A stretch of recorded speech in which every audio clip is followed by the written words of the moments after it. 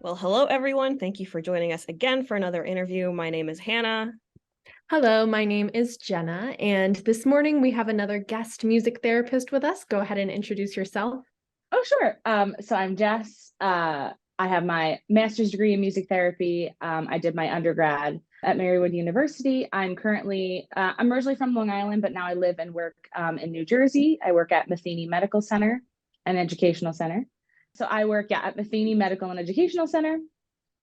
I'm currently working right now with our teens and young adults, but it ranges from children, I don't really know how young, but I would say around maybe 5 or 6 up until we have adults in their 40s. So children to young adults, and they live there as residential, and they have pretty complex disabilities, such as spina bifida, CP. So a lot of them use wheelchairs, stuff like that. Awesome. Well, we're going to jump way back to the beginning, Jess, of how did you find out about music therapy and what was your process of exploring undergraduate programs and trying to figure out where to go to college? Yeah, so I had I guess kind of a funny start. In high school, I was a big athlete, and when I was playing softball, I was like talking to one of my friends on the team, and I was like, "Oh my gosh, I love music." I was like, "But I don't want to be a performer." It's like, "I just want to like help people with music." I was like, "Does that exist?" And she was like, "Yeah, actually, it does." And I was like, "Oh." Um, so she had told me about music therapy like super briefly, and so I went home, researched it, and my mom and I were like, "Oh, this is actually really cool." So that's kind of how it bloomed, just from hearing it from someone. And then it kind of just took off from there, where I looked into colleges and kind of what the requirements were to get into music school and stuff like that. So yeah, just kind of from hearsay is really where I discovered music therapy. Can you speak a little bit about your college experience? What was that like? What did you really love about your college experience? What would you maybe change, or would you like to see grow if you could go back and do it over again? Yeah, my college experience was overall, I had a really great college experience. I went to a Catholic college, so well, it's hard because music therapy is a female dominated profession, but also my college was female dominated as well. So we had a lot of women, which is really great, but I would have liked to see a little bit more, I think, diversity within the profession and within my college. But yeah, I had really great professors who were really knowledgeable in the field. A lot of them worked locally. They worked in a variety of different settings. So we got to see a lot of different populations. We got to work in a lot of different populations.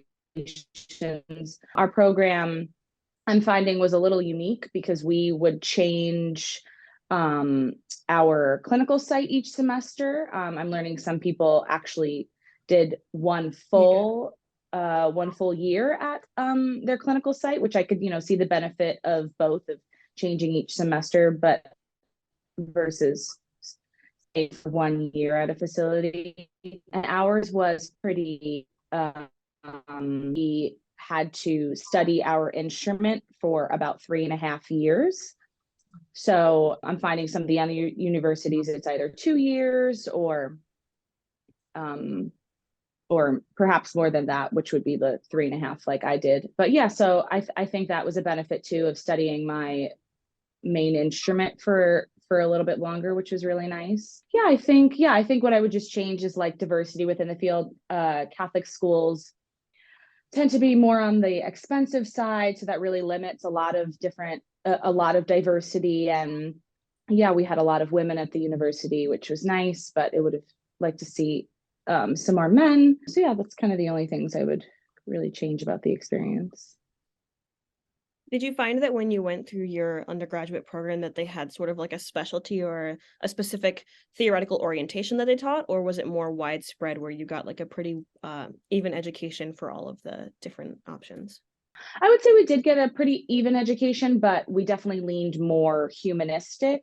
I would say I definitely am a humanistic music therapist, but yeah, I think we definitely leaned more humanistic, which was really nice. But yeah, I would say, but also we did get an even education of everything.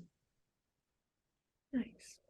So moving forward a little bit towards the end of your college experience, can you speak about what your internship was like? How was that applying? What were you looking for in an internship? Where did you end up going, and how did that experience go? Yeah, so my director at the time, she required us to apply to 4 different internships at one time. And then just in case, we didn't get accepted to one. So we were applying to 4 at one time, which I thought was really helpful. Because if you were just applying one at a time and then you got denied, it was kind of it was a big process to then apply to a new site, and you could use your materials over for several different sites. So that was really helpful. I was really interested in a hospital setting. I initially was really interested, which I still am interested, in working in oncology and working in pain management. So that was initially my area of focus. I really wanted to get into a hospital, more of an acute hospital. And so I applied to a variety of medical settings, and I ended up going to a Stony Brook University Hospital, and I worked in adult psych there. But so that was the main focus, was adult psych, but I did, we led sessions once a week on the child psych unit. And I also went to other units such as the pediatric unit, PICU, NICU. Yeah, we kind of just float to other units as we got referrals, but the main focus of the internship was in adult psych.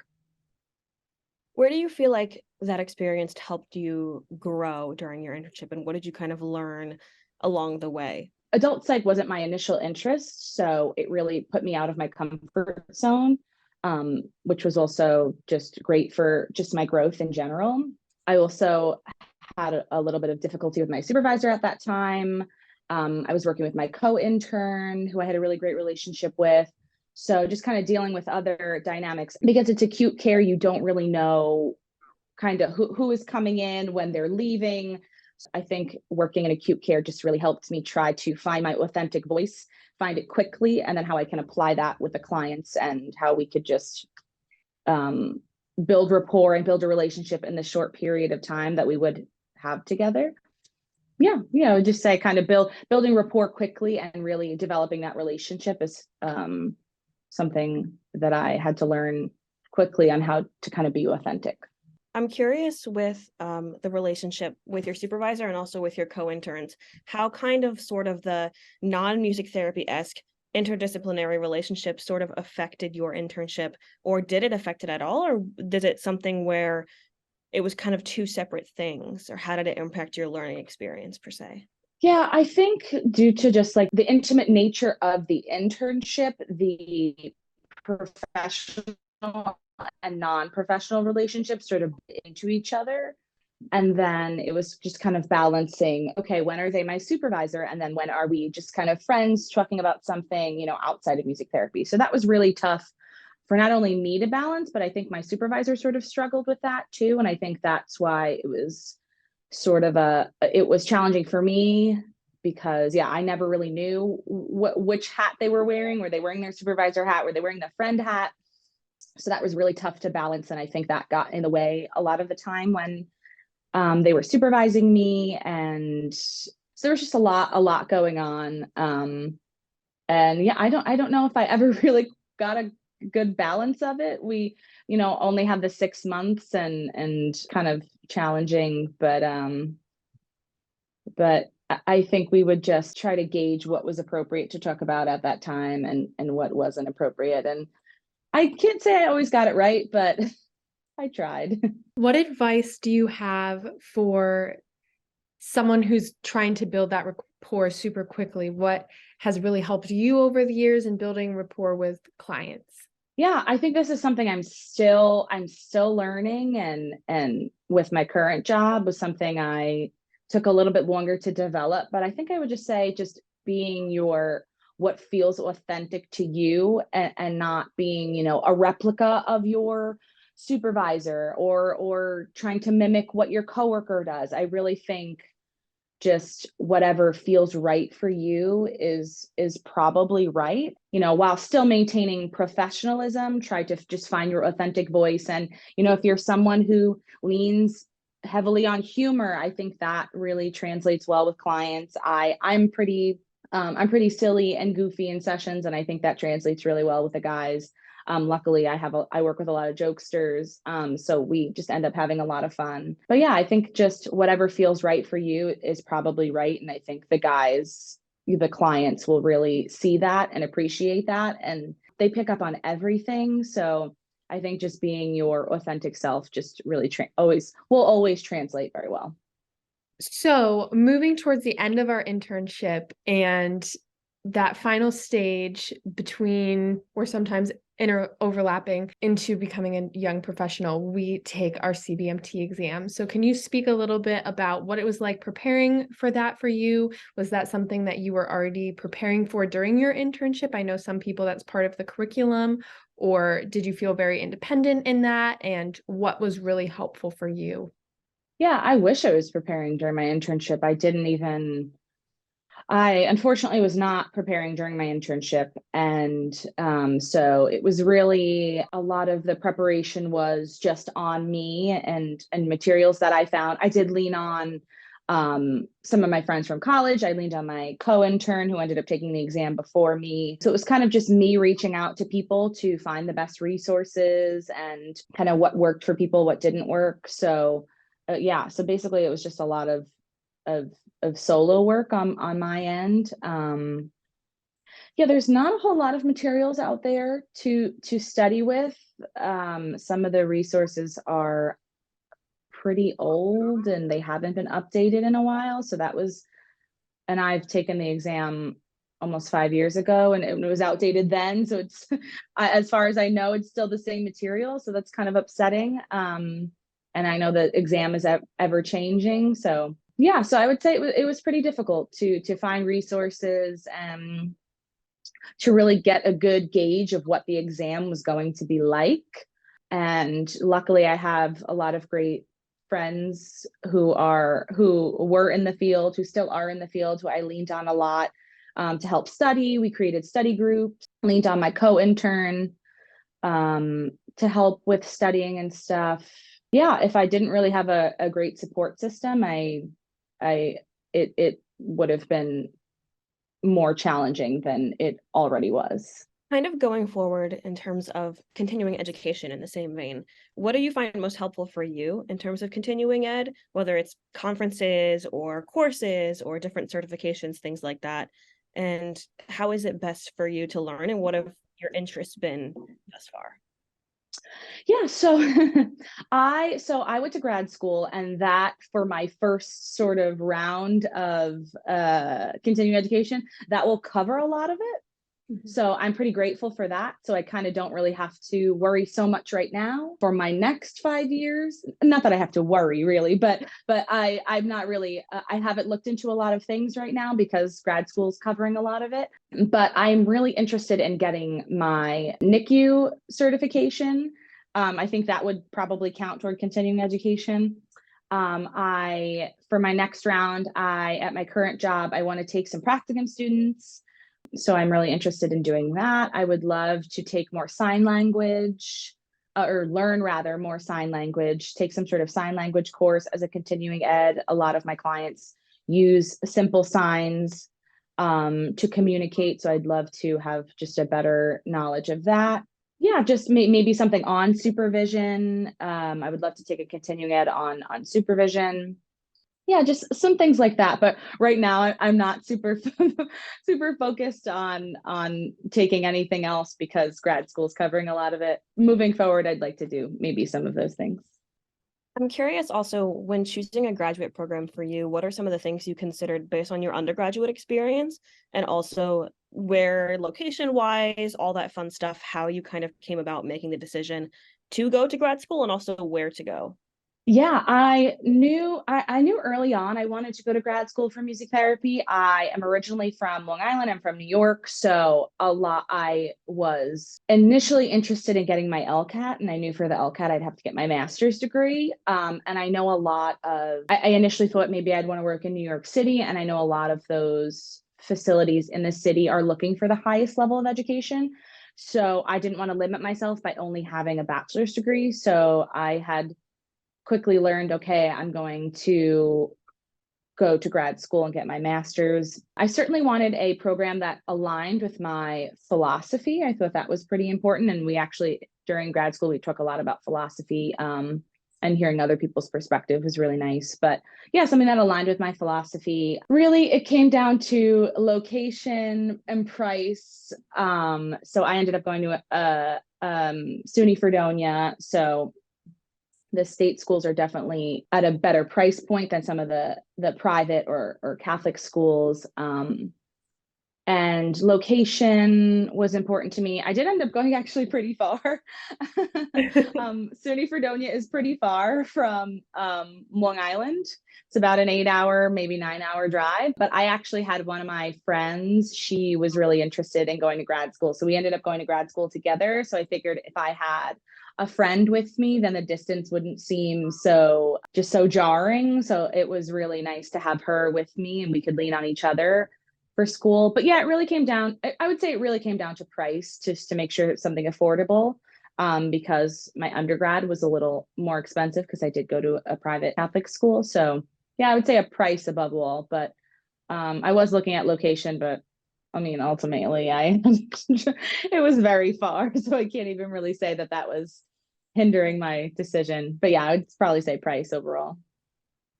When thinking about supervision and the possibility of future supervision for you being a supervisor, but also receiving supervision over the years, what do you find works best for you as a supervisee in terms of supervisor style? And what do you kind of hope to take with you as a supervisor in the future? Yeah, this is definitely something I'm still figuring out as I work in a facility with 4 other music therapists. So I'm so lucky to have them as a support system. My supervisor, my direct supervisor, is a music therapist, and she's been at my current facility for 15 years. So she is extremely knowledgeable, and I'm so lucky to have her as my boss, because I know sometimes as a music therapist your direct supervisor isn't always a music therapist. So I would say I'm very lucky in that sense. Yeah, I think in terms of receiving supervision, I just, as long as it's just constructive criticism, I think that's always the best just way to go. I don't think if by being, mean or harsh in any way, I don't think that ever really benefits anyone. I also I'm a visual learner a lot of the time. So if my supervisor says, oh, I think you should have played more like this, I will say, oh, can you demonstrate that on the piano or the guitar, or, using your mouth to make sounds? Like, I'm really very much a visual learner. So I kind of like when they will give me an example of what they're talking about, or if they pull up a specific scenario from the session. Oh, I noticed when you were interacting with this client, you did this. And instead of just saying, oh, I think you should do this more, I would kind of like more of a specific example, and then I find it more applicable. Me as a supervisor, so I supervised in grad school. I was a practicum supervisor, and I really just liked it to be just an open dialogue. I really wanted their feedback, and I wanted to first hear them talk about the session before I sort of gave my 2 cents. Because I think sometimes as a clinician, we're harder on ourselves. And then when you hear the feedback after the session, you're like, oh yeah, maybe it didn't, go as poorly as I thought it did, or things just feel so different when you're doing them versus as an outsider.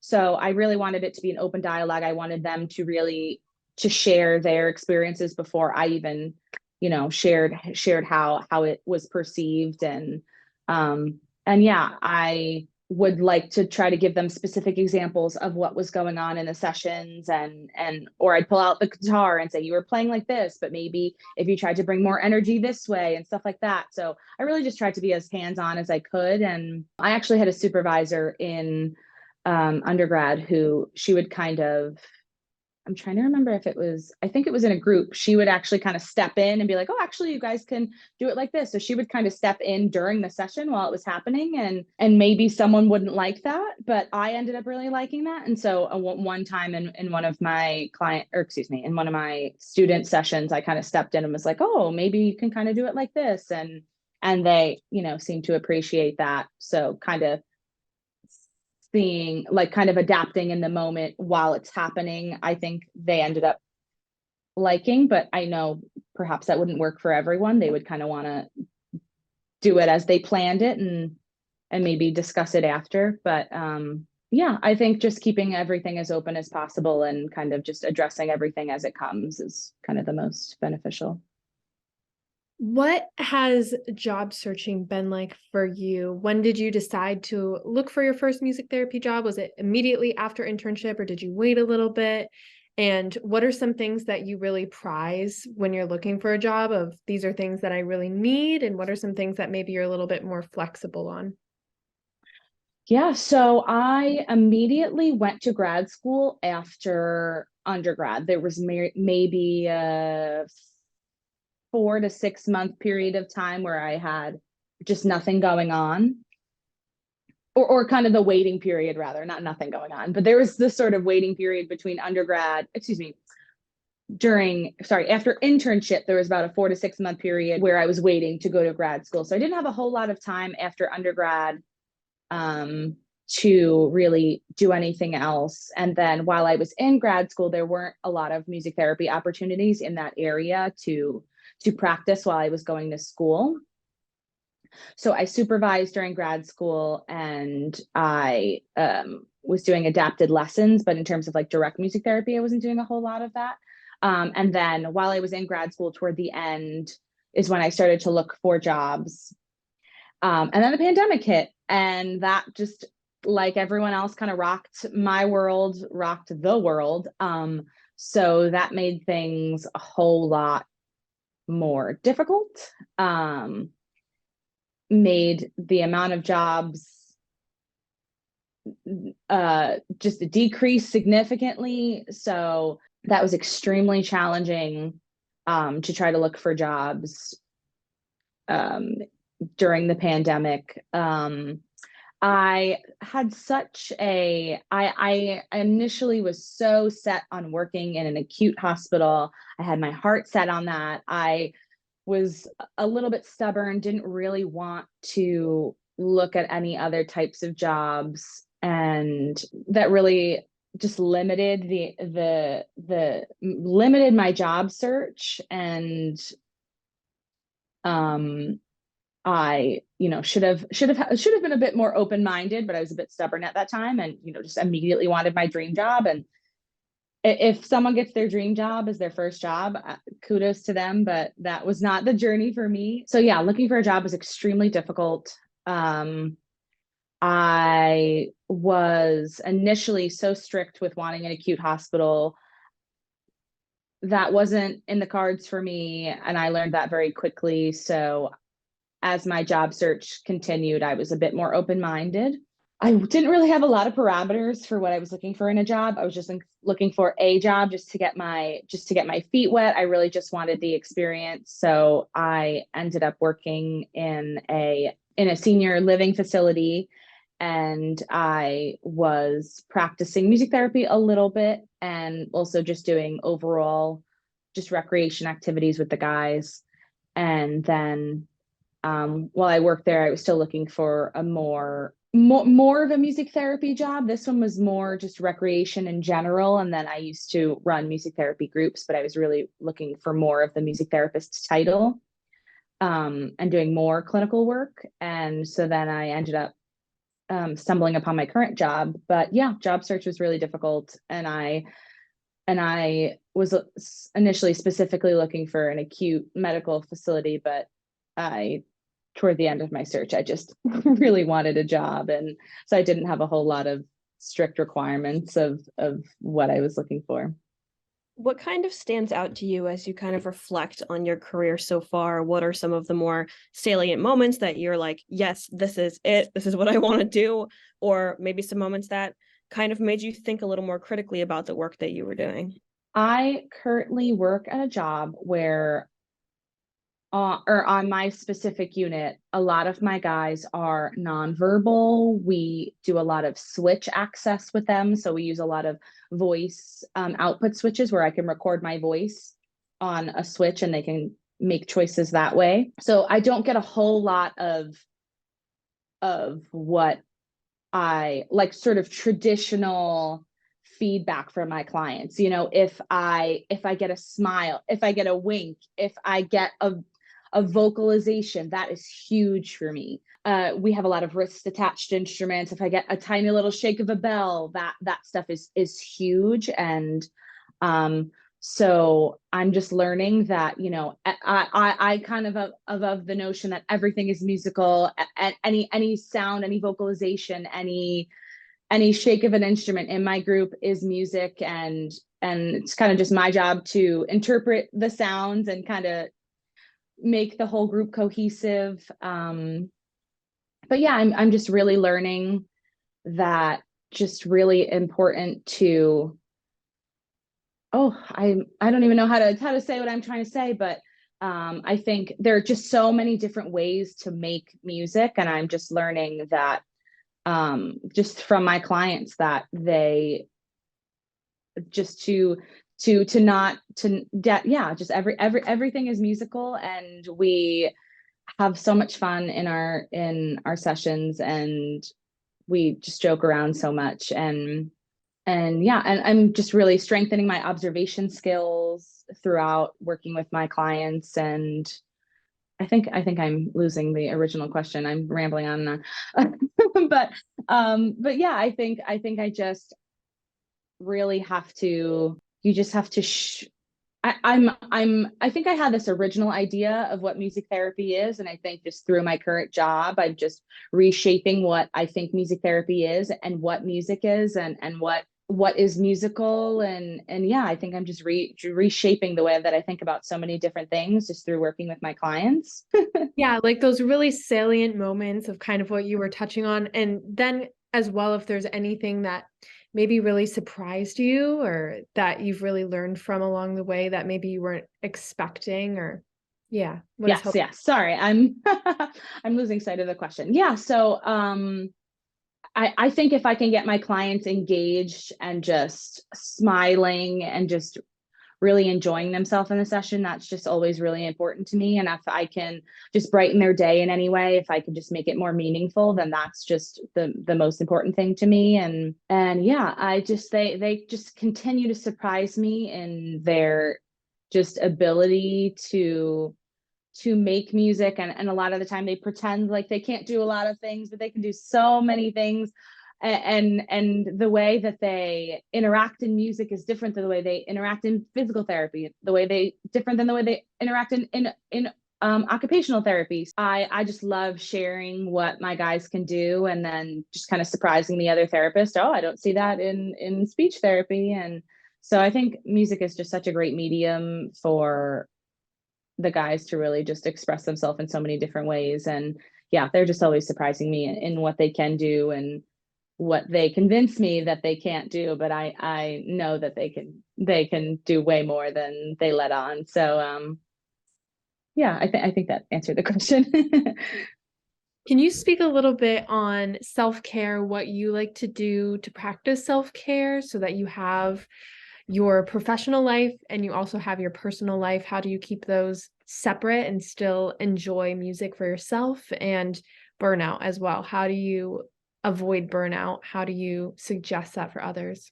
Yeah, it's always such a challenging topic, and I think there's no one way to practice self-care.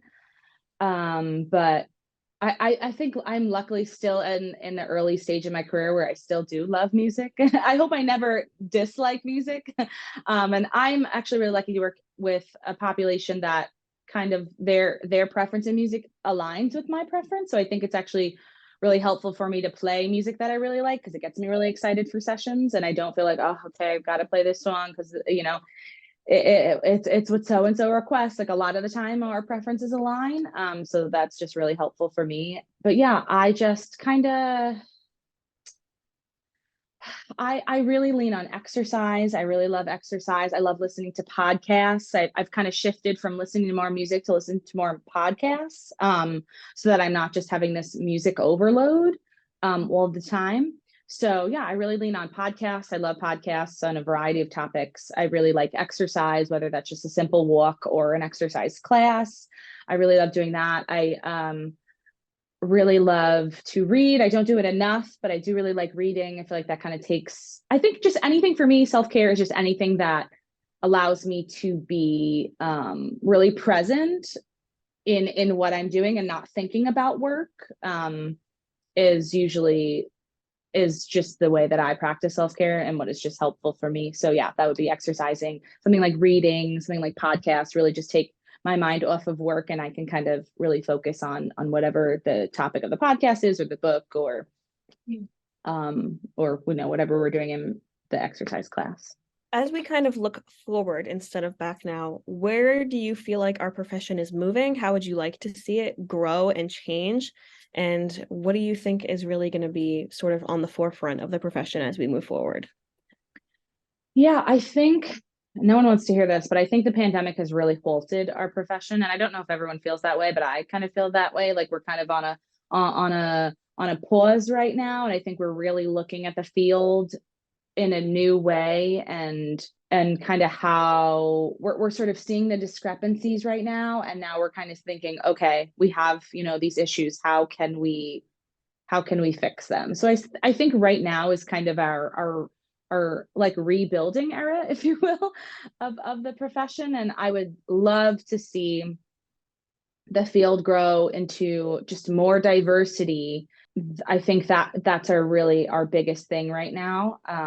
Having more men, having just people of color, I think that could really, really benefit our field so much.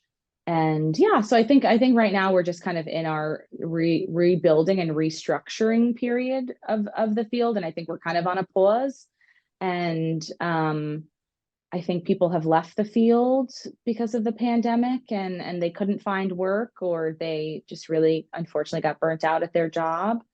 I think we have so many people entering the field from college who have this thirst and like hunger for music and to be a clinician and to just really change the world with, well, I don't know about change the world. I'm being a little dramatic, but to really make a change with music. So yeah, I kind of think we're at a little bit of a pause in the field, and I think we're trying to rebuild and restructure, and yeah, see how we can continue to push the boundaries of what we know about the profession and how we can kind of move forward. I think that's all of our questions that we have. Is there anything that we didn't get to today that you want to throw in before we end things, Jess? I don't think so. Awesome. Well, we appreciate you joining us today. It's been great to get to meet you, get to talk with you, hear your perspectives for sure. And we look forward to hopefully speaking with you more in the future. Yeah, thank you so much. This has been so cool. I ended up doing in grad school. I did interviews for my master's thesis. So anytime anyone wants to do interviews, I'm like, yes, I want to participate because I have so much like empathy for it. And I had to do so much like, I hope you guys don't have to transcribe this because I had to do so much transcribing. So I think part of me is like, oh my God, they have to transcribe what I'm saying, but then I'm rambling on and on, which is not helpful at all. But but yeah, I have a soft spot for interviews. So No, you're totally good. so I know the struggles. So yeah, so I want to participate in as many interviews as I can. Awesome. We appreciate that. Yeah.